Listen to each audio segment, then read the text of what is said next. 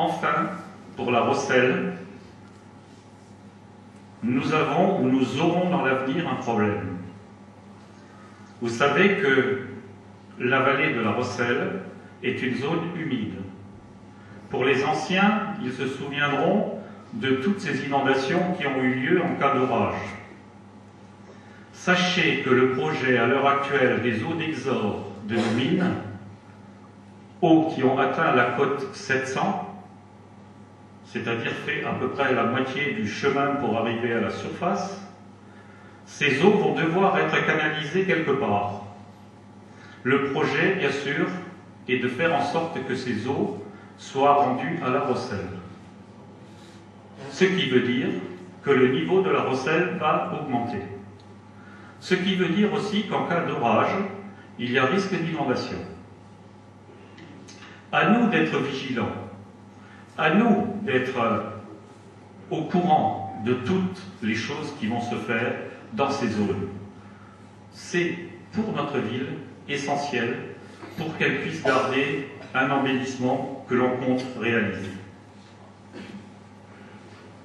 Vous l'avez vu, ce n'est pas tout. Nous avons aussi des services à la personne, dont on vous a développé tout à l'heure un certain nombre d'éléments. Ces services à la personne touchent les moins jeunes, les jeunes et les plus jeunes. L'un des éléments importants, c'est l'optimisation de nos services publics. Il faudra à l'avenir, non pas que le Rossellois soit là pour le service public, mais le service public doit être là pour le Rossellois.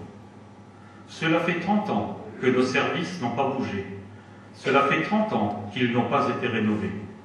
Cela fait 30 ans qu'ils sont toujours dans une structure identique, alors que le monde économique a changé. Il faudra, à ce niveau-là, que nos services publics accompagnent les Rossellois dans leur démarche administrative, mais aussi les informent de ce qui se passe au quotidien. Pour d'autres catégories de personnes, nous avons parlé de crèches. Dans nos tournées au niveau de la localité, beaucoup de personnes ou de couples travaillent à deux.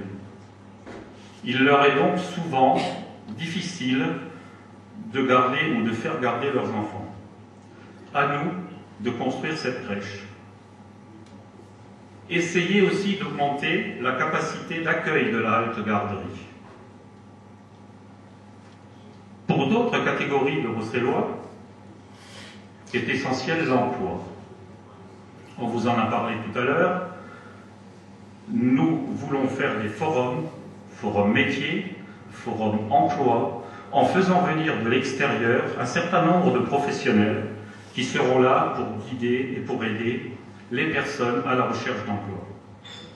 Mais il faut aussi savoir que nous avons un devoir envers ceux qui n'ont pas d'emploi, de façon à ce que dans les entreprises qui seront installées au sein de la communauté d'agglomération de Forbach, nous puissions les proposer pour les différents postes qui seront ouverts à ce moment-là. 30% de ces postes sont réservés aux gens qui habitent au sein de la communauté d'agglomération de Forbach.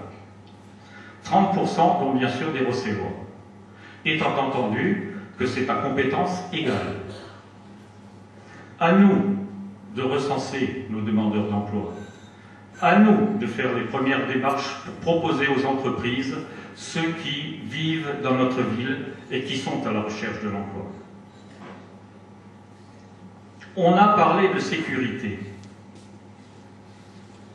J'aimerais ce soir proposer quelque chose qui bien sûr dépendra tant à la fois de la collectivité qui existera après le Conseil municipal, après les élections, et de l'éducation nationale. La proposition que je fais ce soir, c'est la création au sein de notre collège d'une classe de jeunes sapeurs-pompiers. Alors pourquoi ? Alors je vais me permettre de lire ce que j'ai pu trouver sur ce genre de choses. Tout d'abord, un tel projet s'inscrit dans une politique gouvernementale, puisqu'une loi, numéro 2003-710 du 1er août 2003, d'orientation et de programmation pour la ville et la rénovation urbaine a été mise en place. Elle concerne la qualité de l'offre scolaire et éducative, qui est un vecteur essentiel de requalification de territoire.